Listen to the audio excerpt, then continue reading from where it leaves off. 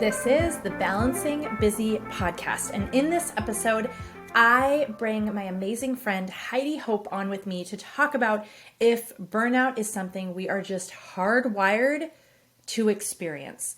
Both of us have come from a place of definitely experiencing burnout, so we share and we talk about those experiences. Now, I just have to tell you a little bit about Heidi because she is so amazing. We met speaking at the same conference in 2012, we figured out. And as soon as I met her, I knew this is someone I want to know. This is someone I want to be friends with. She has built an incredible 7-figure photography studio. She has been featured absolutely everywhere. She's done it all while raising kids, having kids, just so many things. And she is just a wealth of knowledge. Something that you wouldn't know without me sharing is that our journeys have been very, very parallel. We feel like we are frequently experiencing and going through the same things at the same times. And we've been helping each other through those things for the last decade. One of my very, very favorite Marco Polos that I ever look forward to is there's this group of 3 of us, our friend Jean, Heidi, and myself. And we are just constantly going through the same things at the same time. And we help each other and we talk through it. And it's just amazing what that does for one another and what an incredible blessing it has been for me. So Heidi is brilliant when it comes to mindset, boundaries, learning how to avoid burnout. And I just can't reiterate enough the mindset part of it. So let's jump into this interview. I got so much out of it. I can't wait to find out the insights that you get from it. And I would love to hear. So hit me up, DM me on Instagram. Share them with me. Okay, let's jump in. Heidi, I am so excited you are here. Thank you for being here today with me. Thank you so much for having me. Oh my gosh, always. I am really excited about this. So our conversation is going to be about if we are hardwired for burnout and how to avoid it. And I just want to share with everybody, you had that as a subject line. And the second I saw it, I replied back and I was like, you have to be on the podcast. We have to talk about this. And we go so far back. I don't know what the year was, 2000 and, I don't know, 10, 12? Yeah, it was probably 2012, which actually, so a decade. And that was, I will always look back as one of the hardest years of my life. So I was at rock bottom of burnout when we met, actually. Yeah. That is so interesting. And what an amazing concept, full circle, a full decade later to be having these conversations. And we were both speaking at the same conference. That was how we got to meet each other. And as soon as I met you, I'm like, oh, I love her. She is amazing. Yeah.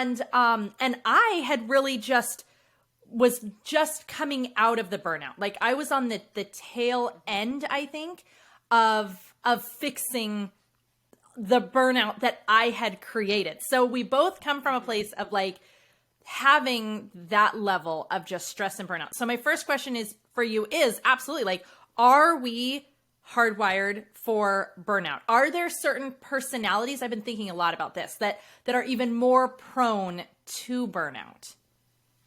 Yes, I think definitely.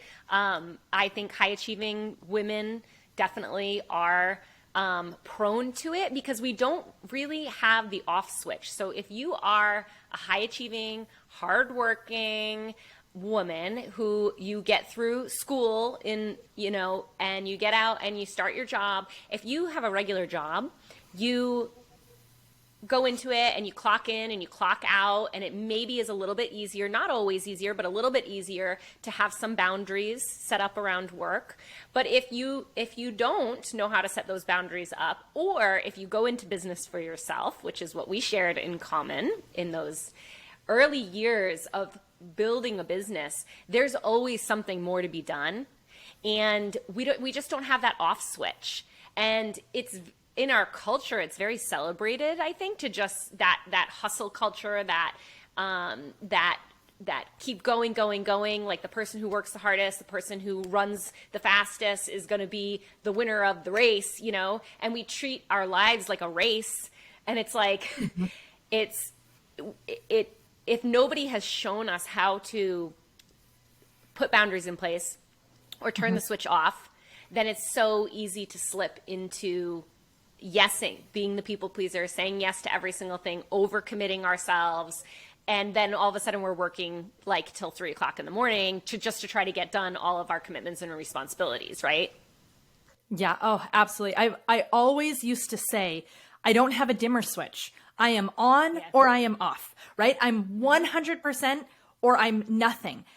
And here's the thing. I like that about myself. Like, I do like that if I say I'm going to do something, you know I'm going to do it. And you can count on me and I'm going to go all out and I'm going to, I like the results that I see from that effort in some ways. Yes. But then there's this other part of me that I found out, wow, I really don't like, that I didn't seem to know how to stop. How there's exactly what you said. There's always more to be done. There is always these things calling to us. And if we believe that we have to be 100% that hustle harder, give up the sleep, keep running, it's going to hurt us. My son is in cross country right now. And, you see some of these kids and they run as hard as they can. And it's a defined short period of time. They know it's the 3.1 whatever miles, right? It's this short period of time and they run with all they can and they get to the finish line and you see them hunched over, sick, all over the place because they ran so hard. And I look at that and I'm like, I basically did that in my life, but it wasn't a defined time. I didn't say, okay, but it's only, for the next 25 minutes on this one day a week. I said, and just keep trying to do it as long as you can until I was doubled over and lost it. Yeah. So how do we, I guess maybe how do we first acknowledge and recognize the signs that we are either that we're on our way to burnout? Because anyone in burnout probably is like, I can identify that I am burnt out. Yes. But for those who are maybe making some steps that are going to lead to that, what could they maybe recognize? Okay. Well, first, I think a lot of us with this, type of drive, and you're right, there are so many good things about it, and so many positives, and a lot of our achievement has come from that. But there is a way to still achieve and have success, but be a little bit more intentional about how we're expending our energy. And so when the only time you stop is when you crash or you're hunched over after the race, like that shouldn't be the only time that we allow ourselves to stop. One of the signs that you're burnt out is that you only allow yourself to rest when you're sick, right? Or like you only schedule in rest or reprieve when you are sick, or you come down with something, or maybe you actually take a vacation and you get sick on vacation. That was like a telltale for me. Every time I took a vacation, I got sick because it was the only time that I allowed myself to rest. There was no other rest built into my schedule. And even like the highest peak performers, high achievers, Olympic athletes, marathon runners, they have rest built into their schedule. They can't train every single day. They have to rest. And so that's part of our cycle as creatives, as business owners, as high achievers. In that achievement cycle, there has to be the time that we allow our brains and our bodies to be replenished so that we have a full tank of gas for when we're ready to race, when we're ready to hit the ground running. Because we do work with such intensity when we're inspired, that's awesome. But that needs to be replenished. And that's something that we have to be intentional about planning for ourselves. Yes. I remember when I was trying to make these changes and I was trying to shift, I'd hit absolute max burnout because I did exactly what you're talking about. It was hustle until you drop and then stay down until as soon as you can get up, get back up and go again. And there was no built-in rest or reprieve. Even when I was pretending that it was rest, it really wasn't restful.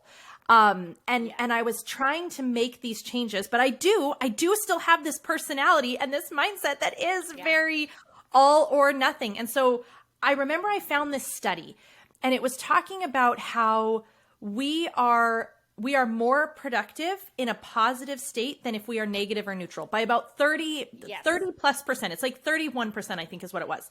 And I remember recognizing that and thinking, okay, I'm trying to produce at the top rate I can. So recognizing that I'm going to produce better and more if I'm in a positive state than even if I'm in neutral. Even if I'm just feeling okay. It's obvious at negative, but even at neutral, I'm better when I'm in a positive frame of mind. And so therefore that started allowing me to put more precedence on taking time to have fun, to get sleep, to do those things that fill my cup back up, because I could think, well, I'm going to be 30% better. Well, if we're looking over a 10-hour period, that's 3 hours more that I could do better just by resting.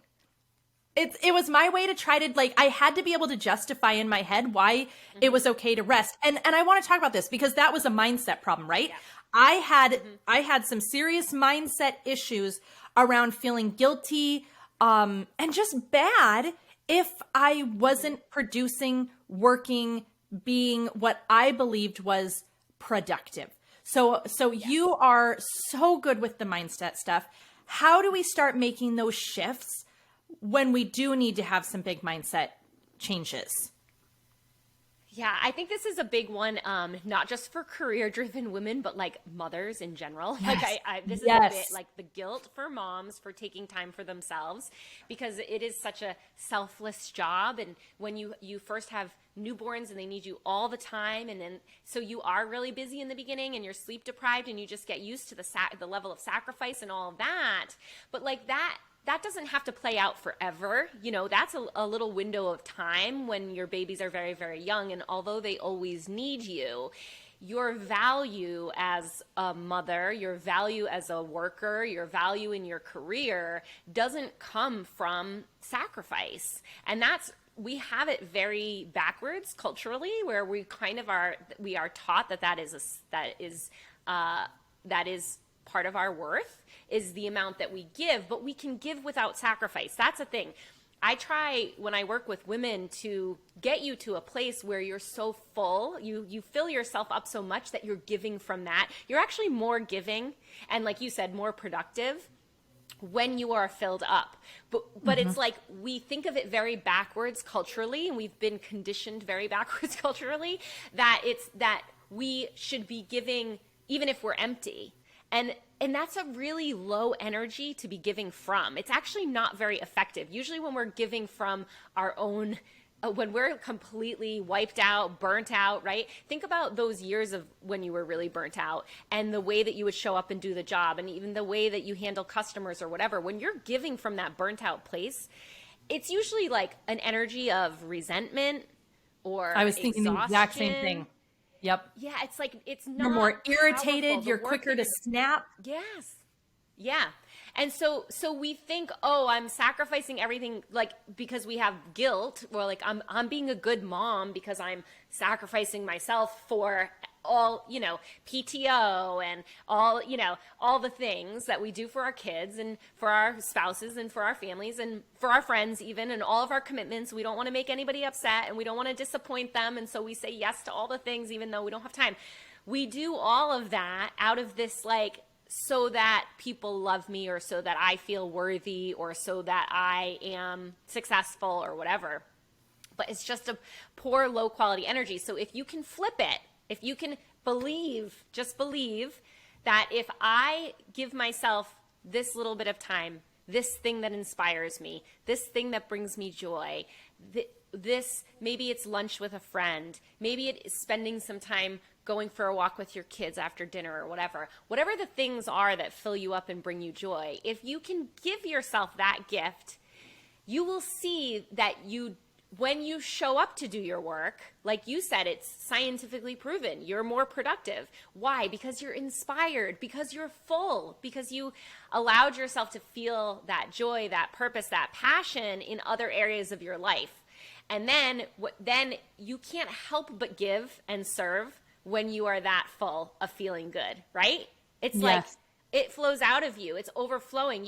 When you're smiling, you want everybody else to be smiling too. So really, our power as creators, as business owners or mothers or whatever, our power comes when we fill ourselves up through Small practices, small, joyful, daily practices. I think of inspiration as being full of, you're spirited, right? You're in spirit when you're inspired. It's like, how do I just fill myself up so much that it's overflowing? And whatever those things are that fill you up, making the time to do them isn't selfish, because it's going to impact the world around you so much greater when you are bringing that to the table.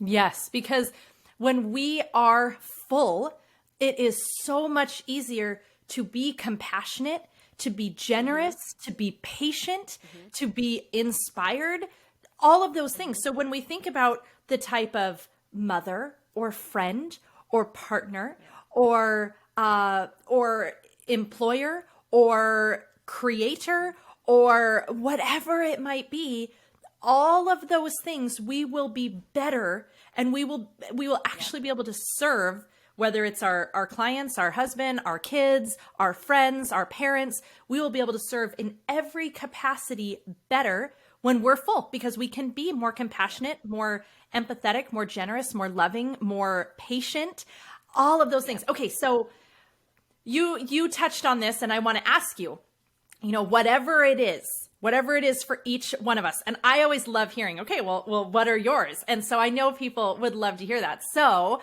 I want to hear what yours are, and then I will share what some of mine are as well.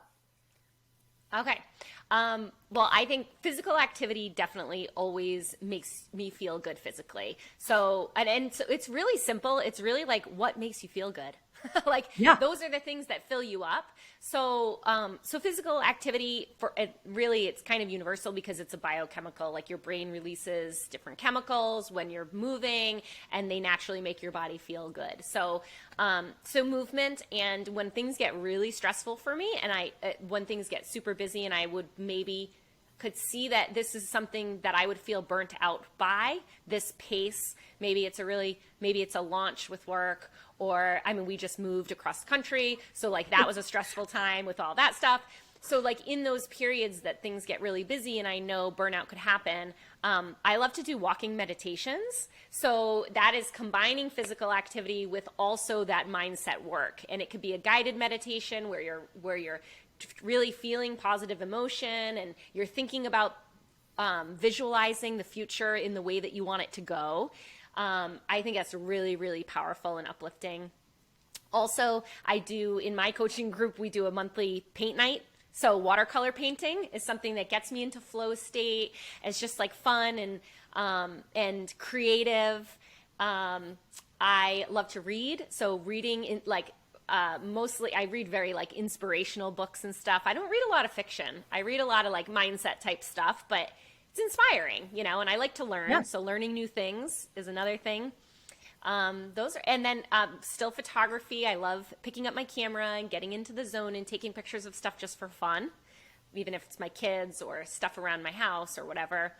So all those things are some of the ways that I reconnect on a daily basis in short little windows too. This does, to do a watercolor painting, I don't need to say I've got an hour this afternoon that I'm going to paint. It's do it for 5 minutes. Go for a walk for 5 minutes. You don't have to set aside a ton of time to be able to reconnect to that good feeling. I think that's such an important distinction, because it is hard to say, especially a lot of times overwhelm, it's directly connected with not having enough time. So to tell someone, take out some time and just do you, it's really hard, because you're oh yeah, okay, where is that supposed to fit? So I love that reminder of, hey, this can be in whatever moments you have. And so I would say in my busiest times, I might only be finding those moments in the drive, in between picking someone up or taking or running. Listening to a book or something. Yeah, and I'm making sure I'm listening to a book that's inspiring, or sometimes I'll have no sound at all, and I'm just having a prayer, a gratitude prayer, and I'm just talking and thinking about and just feeling the feelings of these amazing things that are in my life right now, or pondering something that I want to reflect on. So it might be in those in between moments, and that's all you have. But then I would encourage everyone to try to build in more and to look for that. And we have so many resources for getting more time back all over my site. So, anyone can go there and you're going to find all kinds of things to get more time. But I would say as I've gotten to have more time, right? In the beginning, it was like, I'm going to say the only priorities that I had for trying to refill my cup was getting 8 hours of sleep. Making the shift from doing exactly what you said, where I was staying up till 3 to 5 a.m. on most nights, trying to get all the work done, and then back up at 7. That was a really, really poor idea and failed miserably. So making that shift to the 8 hours of sleep. And then it was those little moments in between, because that was really all I had. Because honestly, when I made the decision to sleep 8 hours, I cut out like 6 hours of my workday that I used to spend while I should be sleeping. So, I only had those moments. And then over time, I started placing in the systems, and those systems started giving me more time. And then I was able to take that time, and I invested some of it into getting more time and creating, working on my business to create even more systems. And then I took some of that time and I invested it into my family, and some of that time that I invested back into myself to continue to fill my cup. So now I would say I'm the same way movement. I'm going to be honest. I still don't like it. Like I very, very rarely think I am so excited to exercise. I just don't, but I can see the difference it makes in me. And my reason isn't physical. I would like physical. Let's not be dishonest. I would like physical to look a certain way, but my real reason to do it is vitality. It's energy. It's the mental, everything that I need from it. And it's my long-term goals. It's being the super, super active grandma that I dream of being, right? Yeah. So that physical component, being active, definitely getting the 8 hours of sleep. I love going for a walk. I can't do it all the time. It doesn't always fit in, but I love taking a 30-minute walk I'm the same way. It's a mindset book with one of my mindset books, and, doing a quick walk around the neighborhood with the dog. And I love doing it right after lunch if I can. We everybody knows to come out of their room or office. 2 of my kids are online school, and my husband is sometimes here also, depending. And so everyone comes out at the same time and we all have lunch together. We usually play a board game or chat or whatever, and then go back. So that's one of my things. I would also say just cuddling with my kids is honestly one of those things that really fills me. That usually means we're watching a movie or a show or something. But that fills me. Going on those, having the girl time definitely is one of those things. And it's, the more you get busy, you start cutting out the things that actually protect you from the burnout. The busier I got, I canceled all the lunch dates. I couldn't make the girls' night. I couldn't get the exercise in. I couldn't get sleep in. We cut out every single thing that's actually going to protect us, thinking that we're making exactly what you said. We think we're making some grand sacrifice, and we're actually setting up our own demise. Yep. Totally. And then usually what you end up doing with that time, even though you cancel it so that you can work more because you just have so much work to do and not enough time, it's you cancel it for that, but then you're usually too tired and burnt out to you end up sitting on the couch and mindlessly scrolling on Instagram or something else. We don't actually do the things that are going to make us feel better. This is interesting because we're going into the fall season, and that's really historically busy for photographers. And I work with a lot of professional photographers and coach them. And we've been talking about going into this season with a plan to avoid burnout. And we talked about this exact thing. And one of the women said there are certain things, her weekends she really hadn't held sacred, and she's working on boundaries for the weekends. But she would never, if a friend asked her to meet for a cup of coffee, she would be oh, no, I'll meet you in January. I can't do that. It's my busy season, and any time that I have left, I need it for my kids or my family. And she's you know what? I scheduled it. It's only an hour, and meeting her for coffee is going to make me really happy. So it's so funny how we cut out we tell ourselves a story. We tell ourselves a story that there's not enough time, that, and then we actually repeat this cycle. And sometimes I say we're choosing burnout. If you get burnt out over and over again, that it is a choice, that because you at the end of the day, you are the one who's saying yes to all the things, or whatever your reasons are for doing that. But if you want it to look a different way for you, you have to start choosing differently. You know? I love that. Same, Because yeah. at the same place where it might feel like a really, really hard call out, like, hey, you're Yes. choosing burnout. And I get everyone who might be feeling like, hey, wait a minute. Like, I'm I trying know. to do all the things. I remember coming to a very, very similar place. And I've said some of the very same things in my coaching because I'm trying to help people make this shift to recognize as soon as you acknowledge that you are choosing, you take back your power. Now Yes. you no longer believe that it is circumstances, but it's because it's busy season. It's because I'm in a launch. It's because the kids have 5 million sports.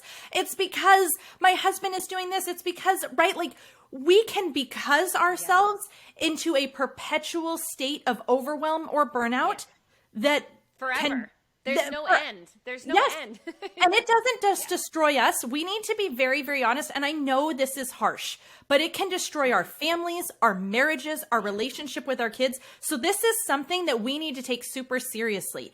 I've shared this before, but I remember, I used to work super late and my husband would be like, hey, do you want to watch a show with me? Do you want to cuddle? And I'd be like, oh yeah, just give me 30 minutes.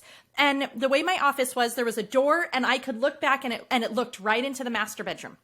And so I'd be working and I'd check, I'd be like, oh good, he's still watching SportsCenter or reading a book, whatever. And I'd keep looking and keep looking and keep looking. And eventually I'd look back and he would be asleep because I didn't maintain the boundaries. I didn't do what I said I was going to do. I didn't hold to my commitment. If I'm being totally honest, I don't know what I thought the outcome was going to be. What? I thought he was going to stay up till 4 a.m. Like, right? What did I think was going to happen? And eventually I'd look back, he would have fallen asleep. And I had this moment where it hit me. There was just this little voice that said, what if he stopped waiting for you? I would have been devastated. And yet I was choosing this. I was creating this. And so as much as I get, and I remember, and I have had to remind myself, it's not like it was a one-time thing. I get how hard it can feel to hear. If burnout keeps happening, you're choosing it. On the flip side, as soon as we accept that, we have power again. So I think the last thing we need to make sure that we chat about, because we've hinted at it, is the boundaries, right? Like the boundaries are where we go next. Like when you say, okay, I agree with everything. What is the next step? It is around boundaries. So what is your advice? What would you share on that? Boundaries tend to be a really tough one for the women that I work with, and they were for me for a long time too, whether that's boundaries around work, boundaries around technology use, how much you, because that's a huge time suck, technology and the phone and all that, boundaries around your personal time, your time with your spouse, your time with your children, even how many things you volunteer for or commit to or donate or whatever. That's stuff that needs to be planned. I think we have to kind of make a plan for ourselves if we want, especially going into busy seasons. When you're going into a season of life that you know is going to be busy, become very intentional about how much time you are going to commit to different responsibilities and things, rather than just haphazardly saying yes to all the things. When you can be really intentional with a plan, and recognize that if you say yes to one extra thing here, you're taking the time that you committed to somebody or something else away, because when you look at your calendar and you block everything out and there's only so many hours in the day, be realistic about that. One woman that I worked with said, she was volunteering for all the things at her kids' school because she felt like she always wanted to be more involved like she had this mom guilt and she wanted to be more involved at school. But then she recognized that all the stuff that she was volunteering for, she was like, am I actually spending more time with my children through this? Is my end goal was to be more present in my kids' lives. But what I'm volunteering for actually takes me away from them more. So what am I even doing? And so that we can just have parameters. So maybe I volunteer for one thing that takes me away, but I volunteer for another thing that's inside their classroom, and that makes me feel more present for them, or whatever the case may be, is just giving it some forethought. Because I think a lot of times we're people pleasers. We want everyone to be happy. We want everyone to love us. And so we say yes to all the things. And genuinely, we want to be able to do all the things. Yeah. We want to see all the people. We want to go to all the parties. We want to help in every way that we can. It's coming from a good place. It's coming from our hearts. But then when you're in the thick of it and there's no time to do it, it's like, oh God, why did I overcommit to so many things? Yeah. If you Having a plan. Yes. Yeah. And if you catch yourself feeling resentful as soon as you said yes, that's a red flag. Yeah. Like that's a real indication, like, okay, hold on, step back. And I think sometimes maybe it starts with, we might have a really bad habit of saying yes instantly. And maybe it just begins with making a shift to, oh, that sounds really good. Can you follow up with me so I can look at my schedule? And I purposefully said it that way. I did not say, I will follow up with you. I said, can you follow up with me? Because if they're asking you for a favor, they can follow up with you to check if it works based on your calendar. And I think we have these ideas of like, I don't want to inconvenience anyone. I don't want anyone to be put out. And I definitely don't believe in the idea of like, you just do you. Go ahead and inconvenience everybody. Who cares? Leave them high and dry. You need to take care of you. I don't agree with that. I'm like, I've been the person who got left stranded and I'm like, wow, okay. Sure, I didn't have anything extra either. I will take it out, right? So I definitely do not condone that. But putting some good little steps in play for ourselves where we stop saying yes instantly. We give ourselves a second to check the calendar. Just pause. To think, yes. Right. You don't even have to say no immediately. It doesn't have to be all no's. But having a pause in there to see, like, to check in too and be like, what part of me wants to say yes to this? Is it like, am I really enthusiastic about it? Is it like my heart? Is it something that I really want to do? That's like a yes, like a, like a big yes? Or is this like something that, is it driven by fear? Is it driven by my ego? Is it driven by some kind of goal that's superficial, like just a straight money goal or a straight, where is the yes coming from? Or where would the no be coming from? And really paying attention to that before deciding on something, I think is really powerful. I love that. I think so in setting boundaries, the first steps are going to be have a plan, like actually look at and create a plan of what do I want this to look like, to feel like, to be like, and then have another plan in place for giving yourself permission to pause, to say, can you follow up with me? Or if you need to, can I get back to you in 24 hours?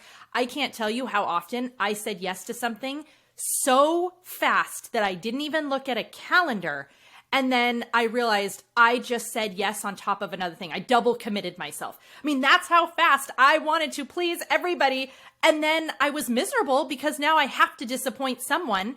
And once I implemented that pause of let me check on this, can you follow up with me in a day or two?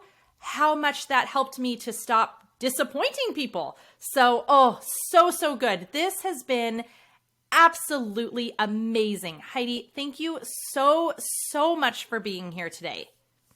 Thank you so much for having me. We got cut off from our interview because Heidi lost connection. What you don't know is that we rescheduled her interview a little bit earlier because she knew a hurricane was coming. So I knew that Wi-Fi could be a little tricky. So I'm going to take a moment to just tell you where you can find this amazing, amazing woman for her. She has an incredible YouTube channel with classes that teach you painting, photography. She is the most incredible artist.